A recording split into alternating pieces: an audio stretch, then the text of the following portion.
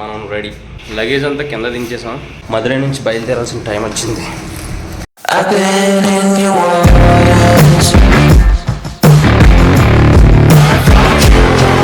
ఇదిగో మన లగేజ్, అదిగో మన బైక్. ప్యాక్ చేసేద్దాం. పోతే మధురై గురించి మాట్లాడడానికి నేను మధురై టెంపుల్కి వెళ్ళడం కోసం వచ్చాను. టెంపుల్కి నేను అరౌండ్ 5 o'clock అలా వెళ్ళాను మార్నింగ్. ఈ రోజు సమ్ స్పెషల్ పూజ ఏదో ఉండడం వల్ల ఒక 2 hours అలాగా క్యూలో ఉంచేశారు. టైం మోస్ట్ ఇంపార్టెంట్ అనుకుంటే మీరు పెయిడ్ దర్శనానికి వెళ్ళిపోతే బెటర్. 100 rupeesకి బేగా అయిపోతుంది.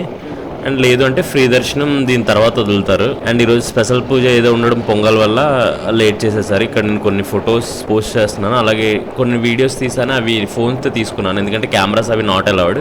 సరౌండింగ్ లో కొన్ని ఫోన్తో తీసుకున్నాను. అవి నేను ఇన్స్టాగ్రామ్ లో పెట్టాను, ఇన్స్టా ఐడి కూడా పెడుతున్నాను, మీరు అక్కడ నుంచి అయితే చూడొచ్చు. అండ్ ఇప్పుడు నేను మ్యాప్స్ పెట్టుకొని హోటల్ నుంచి అరౌండ్ 3-4 kilometers వచ్చాను. మళ్ళీ ఇది నేను నైట్ ఏదైతే హైవే అన్నవరం లాగా అని చెప్పాను కదా, హైవే దగ్గరికి మళ్ళీ తీసుకెళ్తుంది రోడ్డు. మళ్ళీ నేను ఈ రోజు రామేశ్వరం అండ్ అలాగే ఇక్కడ ధనుష్కోడి ఉంది కదా, విజిట్ చేయడానికి వెళ్తున్నాను.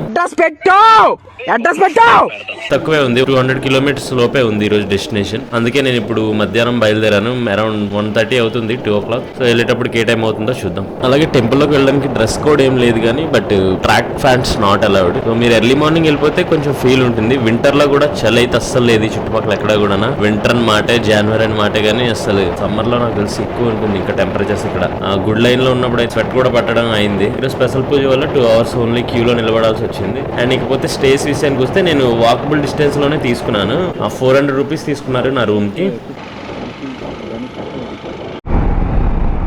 క్లైమేట్ ఏమో క్లౌడ్ గా ఉంది, నిన్న ఇలానే ఉండేది. ఇక్కడ పొంగల్ అవడం వల్ల అనుకుంటాను రోడ్స్ అయితే చాలా ఖాళీగా ప్రశాంతంగా బండి వెళ్తానే ఉంది. నుంచి హైవే మాత్రం ఏ క్లాస్.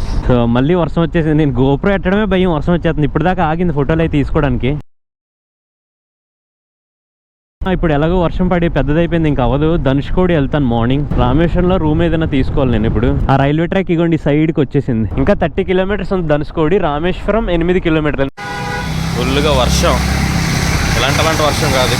శుభ్రంగా తడిచి వీడియోస్ రికార్డ్ చేయడం కావాలి. రామేశ్వరం చేరుకున్నాను మొత్తానికి. బట్ వచ్చేదారిలో పంబన్ బ్రిడ్జ్ వ్యూ ఉంది చూసారా, వర్షం పడడం వల్ల అనుకుంటాను చాలా ప్లెజెంట్గా ఉంది. మీకు ఆ వీడియోస్ పెడతాను చూడండి. ఇక్కడ కనిపిస్తుంది కదా మొత్తం రస్ట్ పట్టి ఉండేది, ఇదంతా కూడా పంబన్ పాత బ్రిడ్జి.